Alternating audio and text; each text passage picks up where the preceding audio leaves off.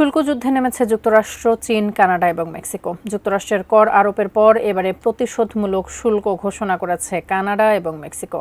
একই সঙ্গে যুক্তরাষ্ট্রের বিরুদ্ধে প্রক্রিয়াশীল পাল্টা ব্যবস্থা নেওয়ার হুঁশিয়ারি দিয়েছে চীন। এমন পরিস্থিতিতে বিশ্বজুড়ে মন্দা এবং মূল্যস্ফীতির আশঙ্কা তৈরি হয়েছে বলে মনে করছেন বিশ্লেষকরা। আরও জানাচ্ছেন সঞ্জিতা সিলভিয়া। পাল্টাপাল্টি শুল্ক ঘোষণার মধ্য দিয়ে বিশ্বজুড়ে নতুন করে এক বাণিজ্য যুদ্ধের আশঙ্কা দেখা দিয়েছে। প্রতিশোধমূলক পদক্ষেপ বৈশ্বিক বাণিজ্যের সব দেশের জন্যই নতুন উদ্বেগ সৃষ্টি করেছে। সঠিক প্যাড আর সঠিক তথ্য দিয়ে এসব সামলে নিব এক হয়ে। Monalisa sanitary napkin. শনিবার রাতে কানাডার প্রধানমন্ত্রী জাস্টিন ট্রুডো যুক্তরাষ্ট্রের পণ্যে 25% প্রতিশোধমূলক শুল্ক আরোপের ঘোষণা দেন। এক সংবাদ সম্মেলনে তিনি বলেন, $155 বিলিয়ন মার্কিন পণ্যের উপর এই শুল্ক হার প্রযোজ্য হবে।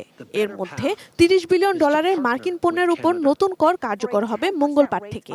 আর $125 বিলিয়ন পণ্যের উপর 25% হারে শুল্ক আরোপ করতে 21 দিন সময় দেয়া হবে।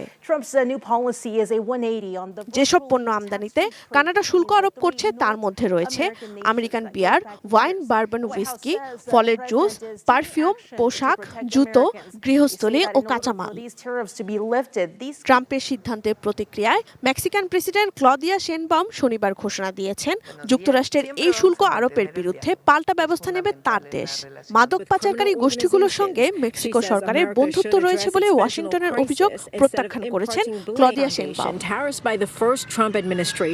অন্যদিকে যুক্তরাষ্ট্রের বিরুদ্ধে একই পাল্টা ব্যবস্থা নেওয়ার হুঁশিয়ারি দিয়েছে চীন। দেশটির বাণিজ্য মন্ত্রণালয় জানিয়েছে, যুক্তরাষ্ট্রের শুল্ক আরোপের পদক্ষেপে চীন ভীষণ অসন্তুষ্ট। তারা বিশ্ব বাণিজ্য সংস্থার কাছে মামলা দায়ের করার পরিকল্পনা করছে। এর আগে শনিবার মার্কিন প্রেসিডেন্ট ডোনাল্ড ট্রাম্প ঘোষণা দেন, যুক্তরাষ্ট্রে কানাডা ও মেক্সিকোর পণ্য আমদানিতে 25% করে ও চীনের পণ্যে বর্তমান হারের চেয়ে বাড়তি 10% শুল্ক আরোপ করা হবে। এটি কার্যকর হবে মঙ্গলবার থেকে।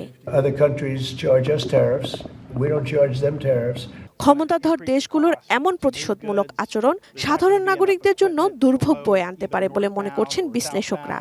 অর্থনীতিবিদরা সতর্ক করে বলেছেন, গত কয়েক বছরে করোনা মহামারী এবং রাশিয়া ইউক্রেন যুদ্ধের ফলে বিশ্বজুড়ে উচ্চ মূল্যস্ফীতি চলছে।